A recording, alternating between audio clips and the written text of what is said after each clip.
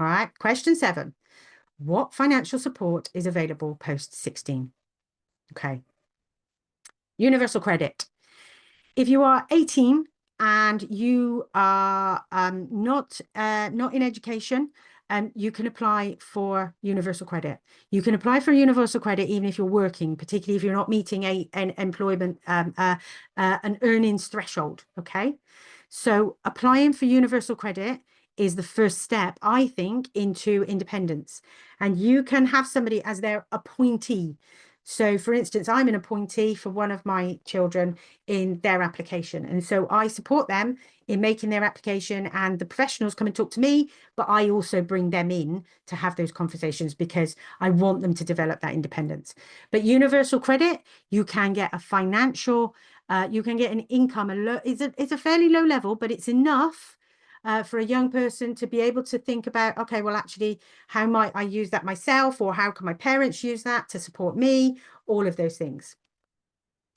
But as part of a universal credit application, there is something called the health route. Generally, if you go into a job centre and you apply for universal credit online, gov.uk, all right, you start there, and then you will be contacted by work coaches from job centres. And they are, the ones I've experienced have been fantastic. They have been friendly, they have been helpful, and actually really supportive. But the health route is something that you then apply for as part of universal credit. And you could be assessed, or a young person can be assessed to have a limited capacity to work. That means they don't have to look for 35 hours work a week, because generally that's what you have to be doing if you're on universal credit. It also means that you might have a slightly higher income level. It does mean you can still work, but you have a higher income threshold before money gets taken off of you. But it means that you can work or volunteer or do things that can develop your work capacity until you're ready to say, oh, I'm working 35 hours a week now. I'm no longer needing limited capacity to work. But if you are disabled or you have an illness, that is something that will be very helpful in taking pressure off in terms of work. But you do have to do some things in order for that to happen. But again, I don't think I have enough time to go into that right now.